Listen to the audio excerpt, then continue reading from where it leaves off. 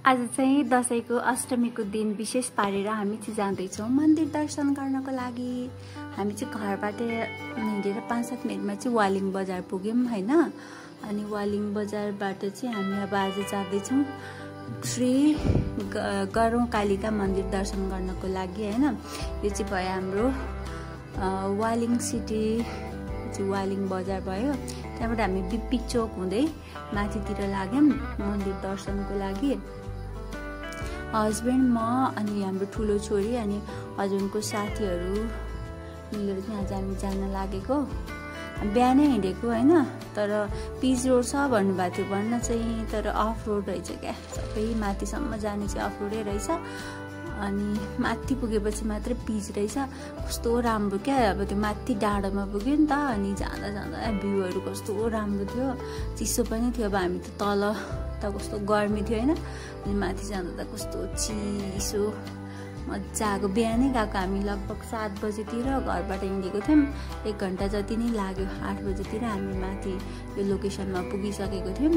आज चाहिँ अष्टमीको दिन पनि भएर होला, एकदम भिडभाडै थियो कि मन्दिर चाहिँ। लाइन पनि धेरै नै थियो। यो चाहिँ पार्किङ भयो। हामी चाहिँ पार्किङ गरेर ल अब जाम माथितिर भनेर लाग्यौँ। माथिसम्मै साधन बाइकहरू पुग्छ कि, हिँड्नु चाहिँ पर्दैन, सिँढी चढ्ने मात्र हो। अनि सिँढी चढिसकेपछि बच्चाहरू चाहिँ म्यामसँग छ। यस्तो राम्रो भ्यू नि, त्यहाँ गइसकेपछि त वाउ नै थियो हैन। अनि अलिअलि हामीले भिडियोहरू खिच्यौँ, फोटो खिच्यौँ, दर्शन गऱ्यौँ हैन। एकछिन लाइनमा पनि बस्यौँ। अनि बस्दा बस्दै बच्चाहरूले भोक लाग्यो भनेर झगडा गर्न थाल्यो। त्यही हुनाले हामीले चाहिँ भित्र मेनमा चाहिँ पूजा गर्न लाइन बस्न नसकेर बाहिर जस भगवान्लाई अब दर्शन गरेर अनि त्यहाँबाट बच्चाहरूलाई भोक लाग्यो भनेर हामीले छिटै निस्किनु पर्यो नि त। गरेर निस्क्यौँ।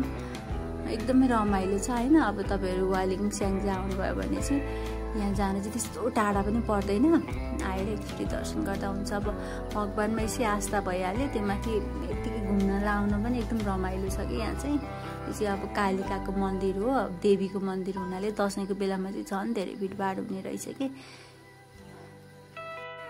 अनि लास्टमा हामीले अलिअलि ग्रुप फोटोहरू खिच्यौँ ओर्यौँ। मैले भिडियो बनाइदिनु न म्याम भने उहाँ म्यामले मेरो भिडियो बनाइदिनु भयो। ल सबैजनालाई ह्याप्पी दसैँ, ह्याप्पी तिहार। हाम्रो दसैँ यसै गरी बित्दैछ। हजुरको कस्तो हुँदैछ? रमाइलो गर्नु होला। Thank you so much watching for this video. Smile.